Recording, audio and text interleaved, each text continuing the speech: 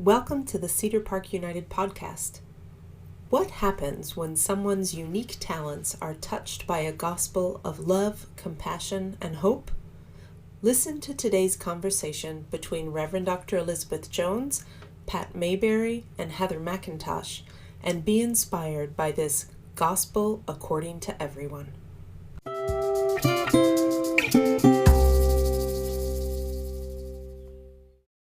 So I'm going to set this conversation up.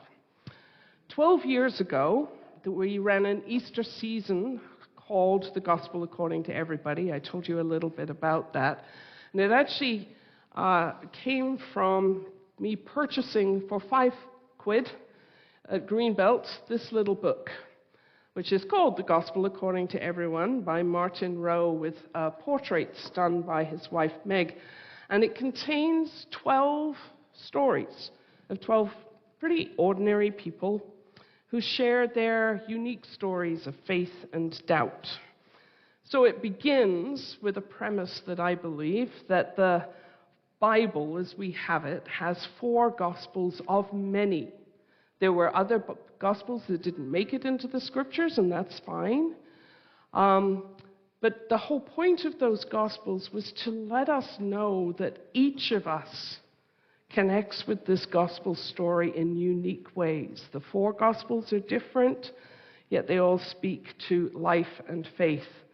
And so the premise of the book is, what would it be like if instead of just hearing Matthew, Mark, Luke, and John, we also heard Pat and Elsa and Leo as well in our times when we gather? So the thing that I draw from that is that the Gospels are not just about Jesus, they are about the way that his life story impacts our own life story, each of us having a unique gospel experience. So not all of us get to walk from Jerusalem to Damascus and have this blinding vision. And that's absolutely fine, whether we are born into the faith or whether we come to it later in life. Each of our Gospels, our stories of connection with God, is unique, and it's a weaving of talent. Now, Paul was the arch persecutor. He had all the gift of the gab that he needed to try and basically contradict everything about the gospel, and yet that's the person that God said, you know what, I could use that gift. So maybe I get this person to encounter Jesus and turn that gift in that direction. So, as I said at the beginning, I've been longing to do this for the longest time with you two. We get to see from you, Pat, the fruit of a journey, because we see your music, you share it, you publish it, we get to sing it, some of it's in our books, but we don't necessarily know where it came from a little bit. So it's an open-ended question. I'm going to Pat first. Tell us what you want to tell us about how this story of Jesus of Nazareth shapes the story of Pat Mayberry. Okay. I'm 74 years old, and I've never been asked that question in my whole life. And I really like the sort of getting the blindness to go away part, so I would go for that. So 2 things I will say is, one is love, and the other is healing. And when I was a young person in my early 20s, I was quite depressed, and also somebody who had mono decided to end his evening by giving me a little kiss on the cheek, on the mouth, and that's what I got. So that I was the most depressed I've ever been with that and whatever else was going on. At that time, I had a vision of Jesus. It was a vision, and which basically said that love is the most important thing, and lifted me up out of that. That never was the same after that, actually. So that's the one thing. That was a very profound experience.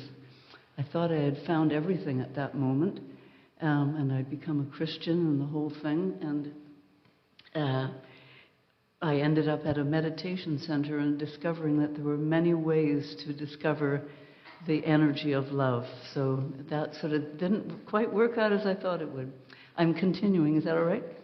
The second thing is healing, and I've been very involved and still am in the healing pathway ministry of the United Church. And Jesus was a healer and brought that energy to light and to life in everything that he did with people, all the people around him. And I see that very much in the healing pathway ministry.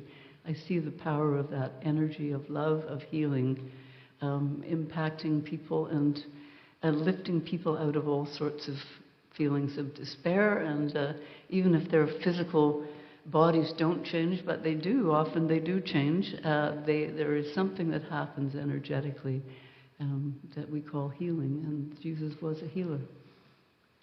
Thank you. You're welcome. Thank you. So, Heather, your gospel is obviously going to be different. Follow that, right? Even if there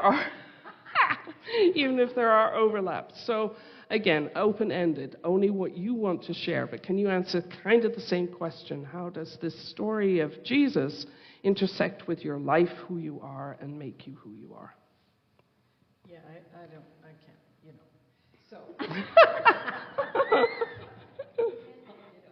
Yeah, exactly. And the interesting thing is, I would say everything and nothing. In that, of course, I was adopted into a United Church family, and so I had my first very early experiences of being seen and being cared for within the context of church. And so I grew up in church.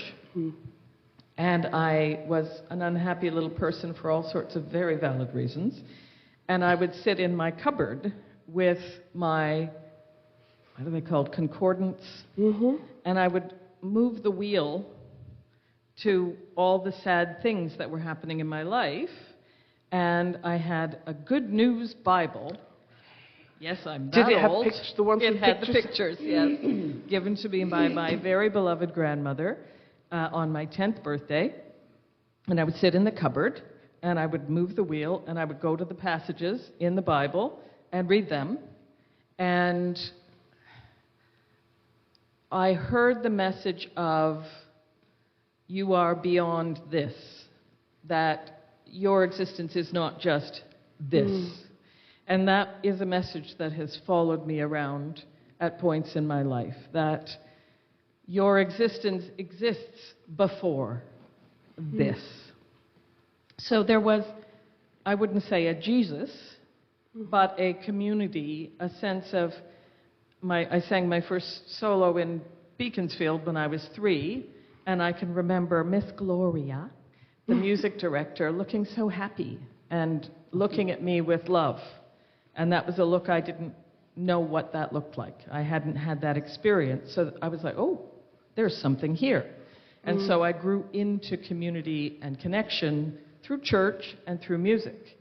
Then I married a Jewish guy and joined the choir in the temple and learned, okay, this is not just Jesus. As Pat was saying, the energy of whatever the thing is transcends the words, and loved the music of being part of that community. And now I live on a farm with more animals than anyone should have.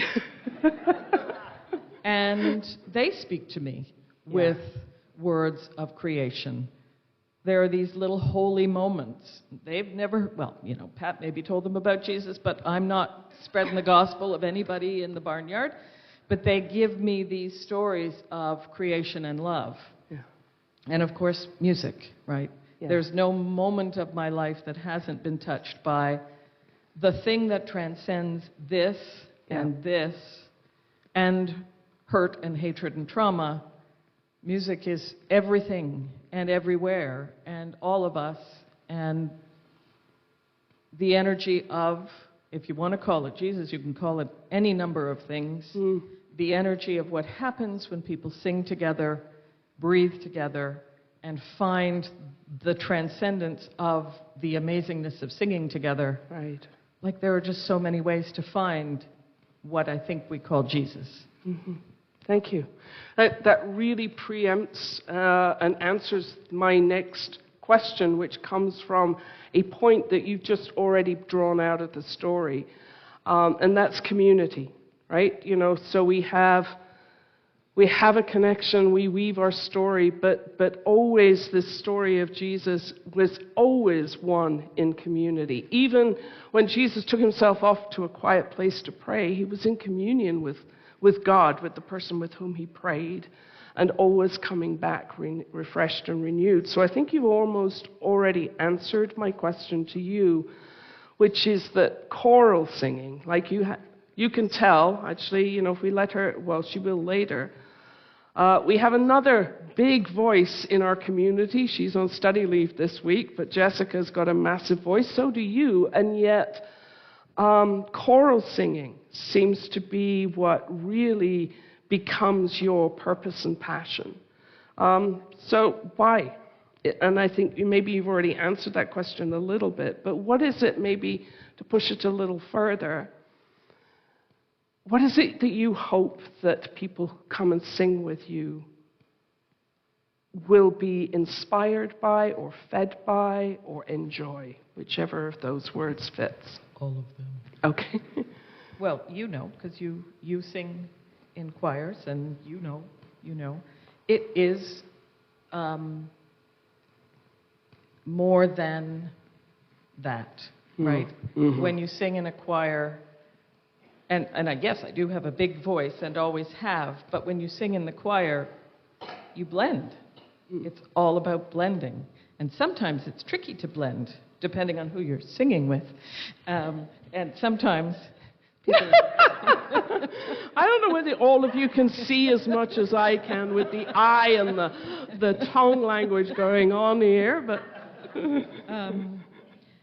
But I did. Whether you're singing a duet with someone or singing in a choir, it's a feeling that happens that moves through your entire being, that really is that you are more than. Yeah. You become more than through the experience of singing, whether it's secular or religious. Like, there's this stuff, right? There's so much music. And, Nancy was talking about singing the Mozart Requiem last week. You can sing the Mozart Requiem or you can sing the Mamas and the Papas. When you're singing with other people, your being becomes blended with them. And if you're feeling pain, sometimes, for me, I have a lot of physical pain, it disappears. Not in the, not that the pain goes away, but that the pain goes away. And so there's something about the experience of breathing with others. There's tons of research on this, which I will not bore you with. Yeah. Our heart rates sync up.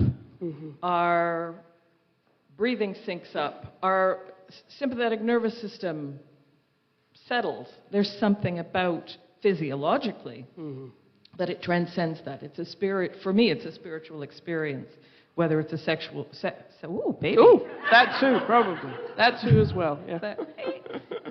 Secular choir or a church choir. There's something about the experience of connection and community that just is very life-giving. It's good stuff. It's good stuff. So, Pat, I'm going to throw it over to you, sort of more or less maybe two parts of the question. The first one I wanted to grab is that you have written a lot of stuff for children. The communion song, which we're not actually going to do today, we're doing a different one, but that's one that comes to my mind. It's one we sung here. Look, the sounds of da da da, right? Lift our hands in blessing. Why? Why do you use this skill and talent that you have to create music for children? Mostly because it's just a great deal of fun. It's really fun. It was really a very big highlight of my time here, singing with the kids and creating songs with them. I remember them all. Justin, your brother Leo, created some words for "Kids Are Unstoppable." It was. That was a fun song. And "God of Miracles." All sorts of, and I sing a new song for God. They were just such a lot of fun creating them. And it didn't take a lot, as Martha would know. You just sit with her kids and just say, if for kids are unstoppable, for example, how can we help the world? And I can plant a flower, I can plant a tree, I can take out the garbage. And just putting all those words together into a song, it's just, it's really so fun, and so fun to see the kids looking back at you when they hear their words, word for word, because I try very much to make it their exact words. Right. And just pad them out with sort of little, connecting phrases and things. So just because it's a lot of fun, and it's just so much fun to see I the hope kids. that's a takeaway for us all, right? We can often come to church and think that faith is a very serious matter, and in a world right now where there's so much needs fixing, we can get the frown and start, what can we fix? But the notion that I'm discovering more and more about is that justice actually, what does it look like? What sort of clothing does justice wear? It wears the clothing of joy. Yeah. It is a way of healing and mending. Can you, I want to carry on that theme. You said you made music here, but that seems to be something you've done before. You wrote the Joseph one. We came up with Caring Community here. Yeah. Do you need a context to create music? Well, I'm always on the lookout. I always have my antenna up for phrases and words and feelings that inspire a song. And I will tell you that Nancy reading that land acknowledgement this morning did that for me. That was just beautiful. And a project I have in mind, or a song I have in mind that I would like to write, is a musical land acknowledgement. Oh, beautiful. And that really had a lot of words, ancient land, this ancient land. That's a beautiful way to start. So I would ask your permission to have a copy of that land acknowledgement. And I was sitting up in the choir loft here when there was a choir loft, choir up here, listening to your 3-part, I think it was, sermon on caring, the dream of God.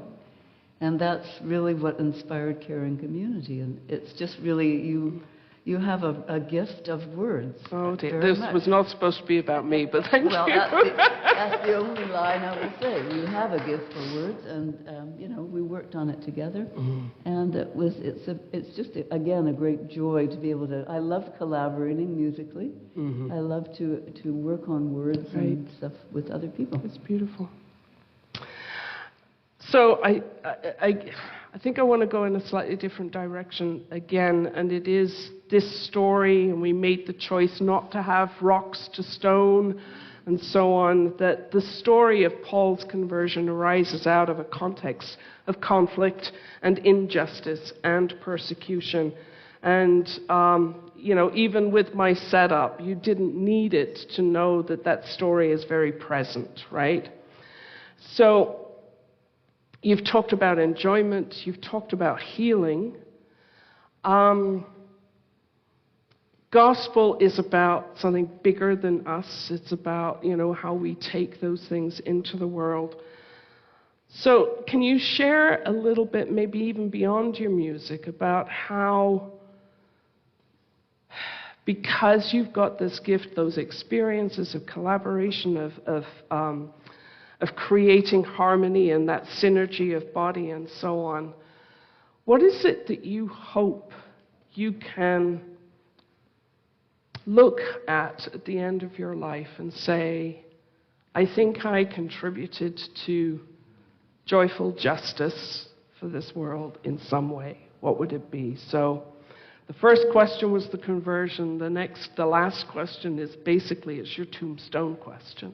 What is it you hope you will have bequeathed to the world?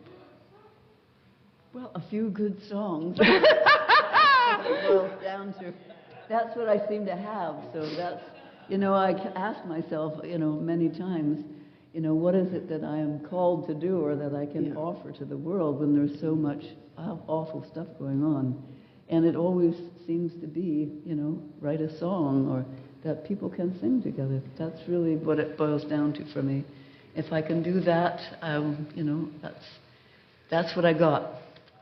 I've got a bunch of amenas over here, people who know that in their souls too. Heather. I don't know. She's really, got all the goods.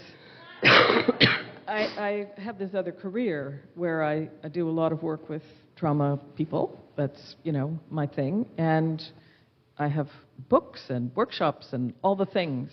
But they don't really... Hello. Hi. Hello.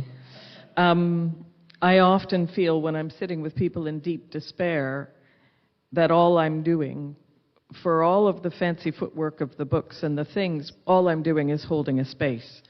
And all I ever teach my students, we give them the theory, but the theory is a cognitive thing. Actually, what we're doing is using that theory to contain us as we hold space for people who are in tremendous pain. But I don't think, when I think about the end of my life, that that's what I'm going to be holding. I think when I get to the end of my life, what I'll be holding is that I had the opportunity to love and be healed and connect in music. Because everything, I think, from before my birth to now is strung together with the line of music. And all of it gives me the capacity to do this other work, to sit with the pain and the despair. Because so much of what happens in our painful world is about anger and hurt and how we hurt one another. But actually, if we can find the healing that allows for empathy, that allows for conversation, that allows for dialogue, that's where the social justice for me is found.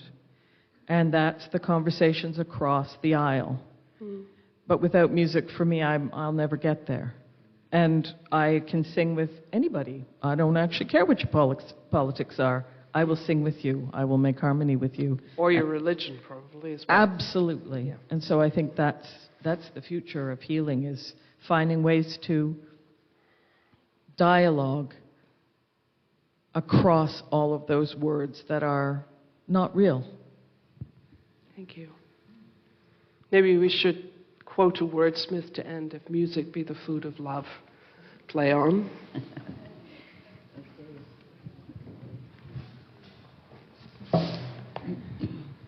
Making me cry, so I'm sniffing. Just make a longer introduction.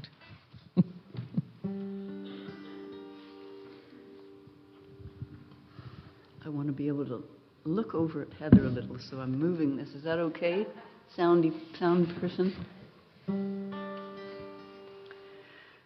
When the Spirit breathes and blows in me, changing me, set me free. When the Spirit breathes and blows in me, loving me, set me free. When the Spirit breathes and blows in me, healing me, yeah.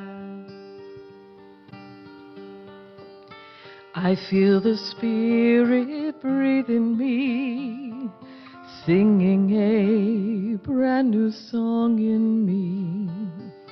I feel the Spirit loving me, healing me from the pain I've seen.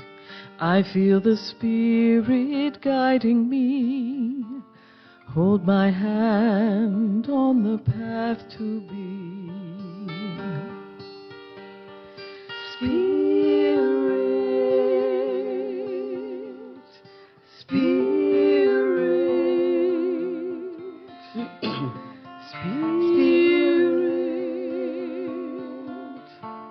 Changing me, Spirit, Spirit, Spirit, healing me. When the Spirit breathes and blows in me, changing me,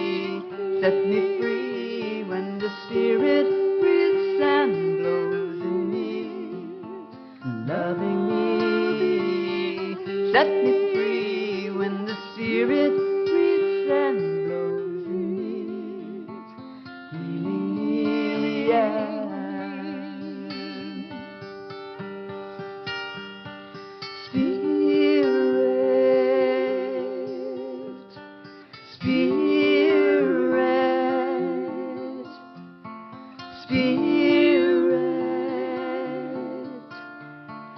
Changing me,